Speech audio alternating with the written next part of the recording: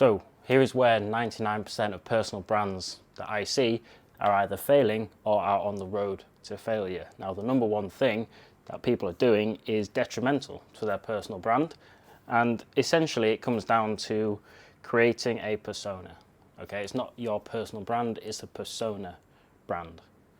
Trademarking that. So what they are doing, they are seeing people like Sam Sulek, Hormozi, Iman Gadzhi, and they're like, oh, this guy's killing it in my niche, I'm just going to replicate that. And you're not creating a personal brand, you're a persona brand.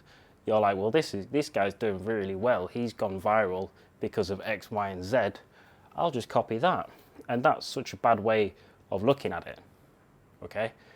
Essentially, what you are doing there, if you are doing this, is trying to just hack the algorithm. You're aiming for that short-term boost of following instead of thinking, I'm going to be around for a decade at least. I'm happy just to create my own thing, build my own audience. Yeah, it may take a bit longer than usual, but I'm all good. What you are doing is skipping ahead thinking, I want 1 million followers by the end of this year. And the reason that the methods that you are using to get there are detrimental to your personal brand because, again, it's not a personal brand, it's a persona brand, okay? There's a difference. It's like you dressing up. Like with me, I wear a lot of Represent. I just wear streetwear. It's like me dressing up in a suit every single day because I think, oh, these guys really like suits, okay? And then over time, I'm just like, I fucking hate wearing suits, but over time, everyone knows me as the guy who wears suits. So I have to carry on wearing suits, even though I hate them, I don't enjoy them, and I think they look shit. Okay, that's the same sort of theory behind this. You are putting on this outfit, this persona, in order to please an audience further down the line, and that just does not work because they're not falling in love with you. They're falling in love with, not falling in love. That's pretty up there. They are enjoying. They are connecting with this projection that you have put out there. They're not connecting with you, so that as you change as a person, you can't change that persona because your audience is locked on that persona.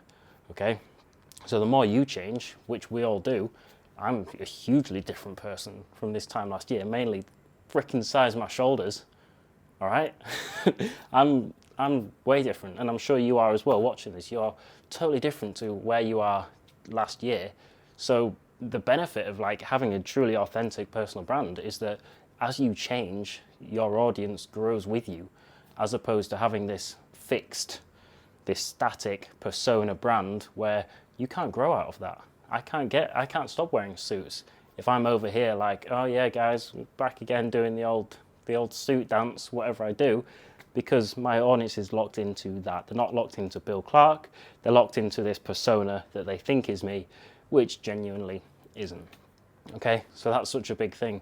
The reason you want to have this personal brand is so that you can actually stay in this game the long term. Like the ones who are going to be around for like years, 5, 10, 20 years, are the ones who are going to be killing it. Like you look at the big names like Mr. Beast, Gary Vee, Hormozi. How long have they been creating content?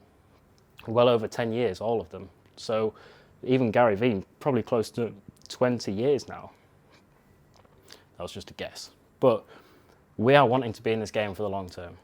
We are, like that's all it is. If you are legit, you're in this for the long term.